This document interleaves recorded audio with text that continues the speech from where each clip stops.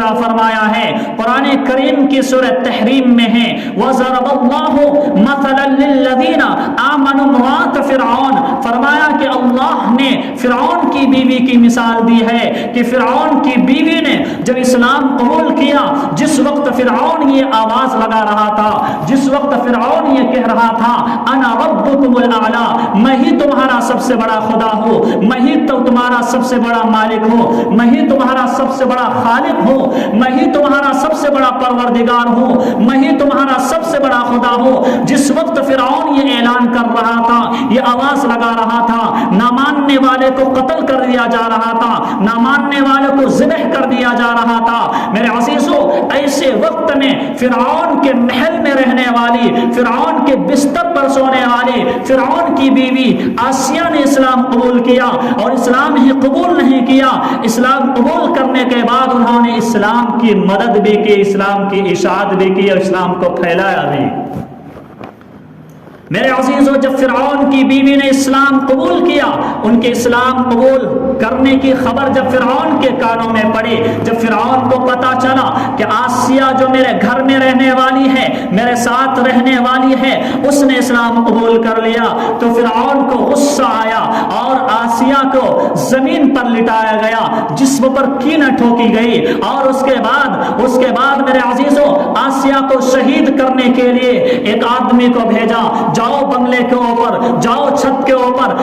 اوپر سے ان کے اوپر پتھر گرا دو تاکہ تمام لوگوں کے لیے یہ عبرت کا نشان بن جائے۔ میرے عزیزو فرعون کی بیوی کی دعا کو رب نے قرآن میں محفوظ کیا۔ فرعون کی بیوی نے کہا اے میرے خدا میں تو مر جاؤں گی لیکن میں آپ سے ایک دعا کرتی ہوں، میں آپ سے ایک درخواست کرتی ہوں، میں آپ سے ایک دعا مانگتی ہوں، دعا یہ ہے کہ اپنے پاس مجھے جنت میں جگہ عطا فرما، اور فرعون سے اور فرعون کے ظلم سے ہماری نجات عطا فرما، اور جتنے بھی ظالمین ہیں ان تمام لوگوں سے مجھے نجات عطا فرما۔ میرے عزیزوں کتابوں میں لکھا ہے وہ آدمی جس کو چھت کے اوپر پتھر گرانے کے لیے، آسیہ کے جسم پر پتھر گرانے کے لیے، پتھر سے کچلنے کے لیے آسیہ کو پتھر سے کچلنے کے لیے جس شخص کو اوپر بھیجا گیا تھا، جب وہ پتھر گرا میرے عزیزوں اللہ تبارک و تعالیٰ نے اس پتھر کے گرنے سے پہلے آسیہ کے روح قبض کر لی، اور جب پتھر گرا تو آسیہ کو ذرہ برابر بھی تکلیف نہیں ہوئی۔ میرے عزیزوں جہاں اسلام کی اشاعت میں، اسلام کو پھیلانے میں، اسلام کے لیے قربانی دینے والے مرد حضرات ہیں، وہیں پر عورتیں بھی تاریخ میں موجود ہیں، ان کے نام بھی موجود ہے۔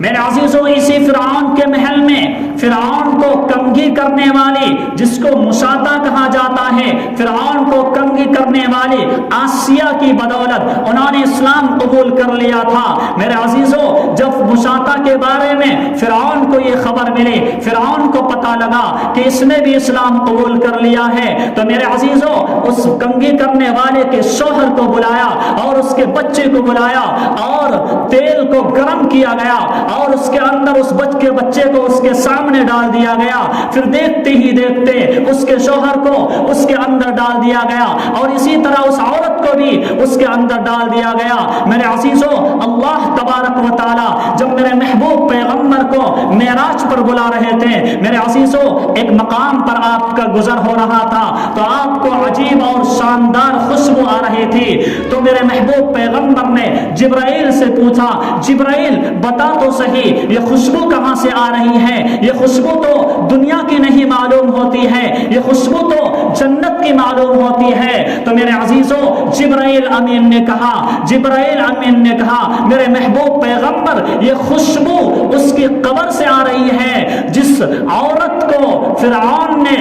تیل کے اندر ڈالا تھا اور تیل کے اندر بھون دیا گیا تھا، اس عورت کی قبر سے یہ خوشبو آ رہی ہے۔ میرے عزیزوں میں یہ کہنا چاہتا ہوں جہاں مردوں نے اسلام کی خدمت کے لیے، اسلام کی اشاعت کے لیے، اسلام کو پھیلانے کے لیے قربانیاں دی، تن من دھن اور جان کی بازی لگا دی، وہی میرے عزیزوں تاریخ میں عورتیں اور خواتین پیچھے نہیں ہیں، بلکہ انہوں نے بھی اسلام کی اشاعت کے لیے اور ایمان کی حفاظت کے لیے، دین کی حفاظت کے لیے، دین کی تبلیغ کے لیے انہوں نے بھی قربانیاں دی ہے۔ حضرت سمیہ کے واقعے سے کون ناواقف ہے؟ حضرت سمیہ کو ابو جہل نے پکڑا اور ان کے دونوں ٹانگوں کو چیر دیا گیا۔ میرے عزیزوں، یہی نہیں، تمام کے تمام صحابیہ کرام نے، تمام کے تمام اسلام کی شہزادیوں نے اسلام کی اشاعت کے لیے، اسلام کی تبلیغ کے لیے، اسلام کو پھیلانے کے لیے میرے عزیزوں قربانیاں دی ہے اور دیتی رہیں گے۔